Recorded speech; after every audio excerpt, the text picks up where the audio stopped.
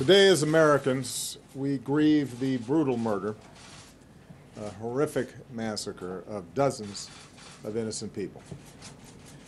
We pray for their families who are grasping for answers with broken hearts. We stand with the people of Orlando who have endured a terrible attack on their city. Although it's still early in the investigation, we know enough to say that this was an act of terror and an act of hate. And as Americans, we are united in grief, in outrage, and in resolve to defend our people.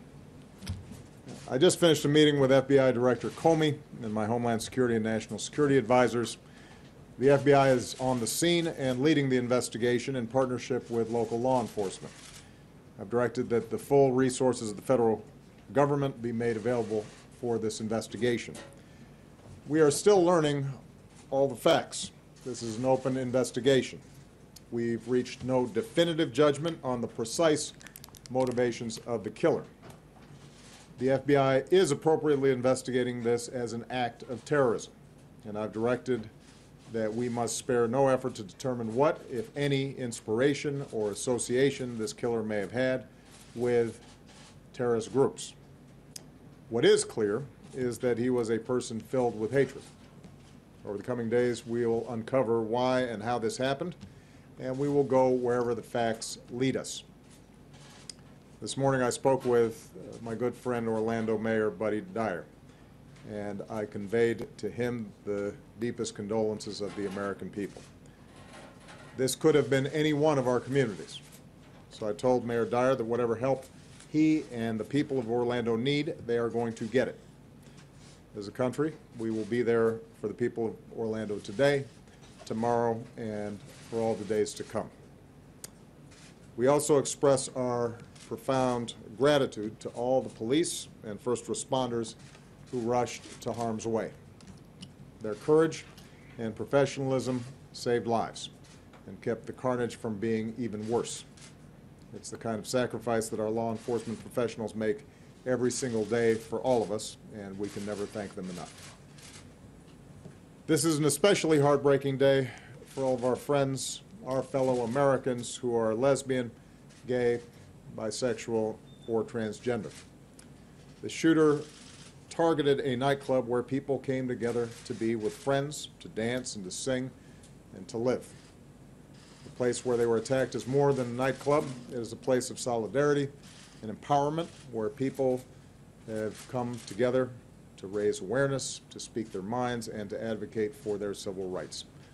So this is a sobering reminder that attacks on any American, regardless of race, ethnicity, religion, or sexual orientation, is an attack on all of us and on the fundamental values of equality and dignity that define us as a country. And no act of hate or terror will ever change who we are or the values that make us Americans. Today marks the most deadly shooting in American history. The shooter was apparently armed with a handgun and a powerful assault rifle. This massacre is therefore a further reminder of how easy it is for someone to get their hands on a weapon that lets them shoot people in a school or in a house of worship or a movie theater or in a nightclub. And we have to decide if that's the kind of country we want to be. And to actively do nothing is a decision as well. In the coming hours and days, we'll learn about the victims of this tragedy. Their names, their faces, who they were, the joy that they brought to families and to friends, and the difference that they made in this world. Say a prayer for them, and say a prayer for their families. That God give them the strength to bear the unbearable, and that He give us all the strength to be there for them, and the strength and courage to change.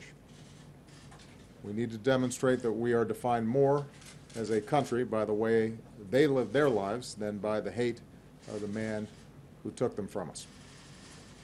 As we go together, we will draw inspiration from heroic and selfless acts. Friends who helped friends, took care of each other, and saved lives. In the face of hate and violence, we will love one another. We will not give in to fear or turn against each other.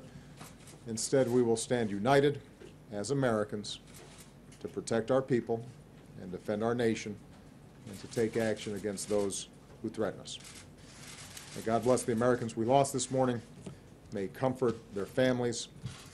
May God continue to watch over this country that we love. Thank you.